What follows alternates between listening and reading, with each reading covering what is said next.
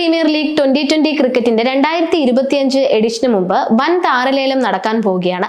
നിലവിലെ ടീമുകളിൽ വൻ അഴിച്ചുപണി മെഗാ താരലേലത്തിൽ നടക്കുമെന്ന് ഉറപ്പാണ്.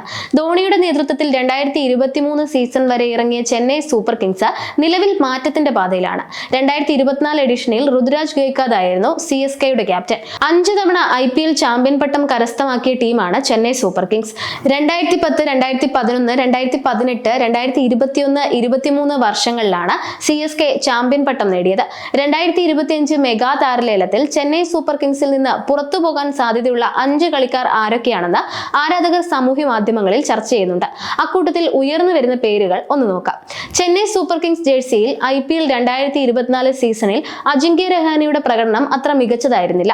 രഞ്ജി ട്രോഫിയിൽ മുംബൈയെ കിരീടത്തിൽ എത്തിച്ച ശേഷമായിരുന്നു രഹാനെ IPL വേദിയിലേക്ക് എത്തിയത്. രഞ്ജി ട്രോഫിയിലും രഹാനെ മികച്ച ബാറ്റിംഗ് ആയിരുന്നില്ല കാഴ്ചവെച്ചത്. 2024 IPL സീസണിൽ 13 മത്സരങ്ങളിൽ ഇറങ്ങിയ രഹാനെയുടെ ടോപ്പ് സ്കോർ 45 മാത്രമായിരുന്നു. ആകെ നേടിയത് 20.17 ശരാശരിയിൽ 242 റൺസും. IPL കരിയറിൽ ആകെ 185 മത്സരങ്ങളിൽ നിന്ന് 4642 റൺസാണ് അജിങ്ക്യ രഹാനെ നേടിയിട്ടുള്ളത്.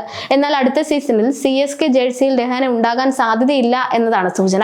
2024 മിനി ലേലത്തിലൂടെ CSK സ്വന്തമാക്കിയ ന്യൂസിലാൻഡ് താരമാണ് ഡാരൽ മിച്ചൽ.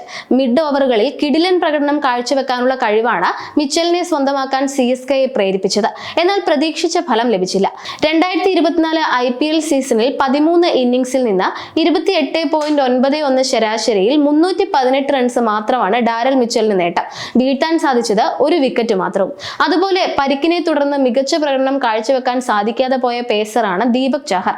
2022 സീസണിൽ CSKയിൽ തിരിച്ചെത്തിയതായിരുന്നു അദ്ദേഹം.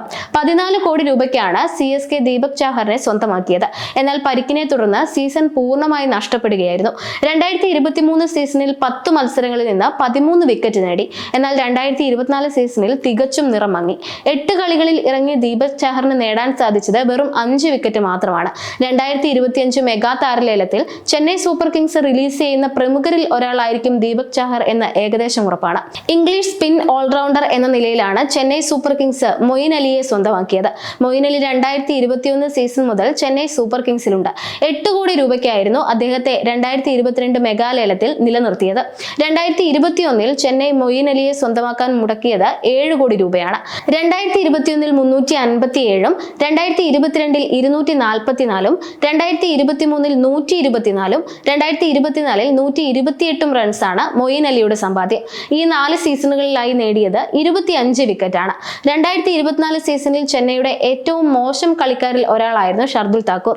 4 കോടി രൂപ മുടക്കിയാണ് ഈ ഓൾറൗണ്ടറിനെ CSK സ്വന്തമാക്കിയത്. എന്നാൽ 2024 സീസണിൽ അദ്ദേഹത്തിന് നേടാൻ സാധിച്ചത് 9 ഇന്നിംഗ്സിൽ 5 വിക്കറ്റും 2023 11 ഇന്നിംഗ്സിൽ 7 വിക്കറ്റും മാത്രമാണ്. 2024 സീസണിൽ 21 റൺസ് മാത്രമാണ് അദ്ദേഹത്തിന്റെ ബാറ്റിൽ നിന്ന് പിറന്നത്.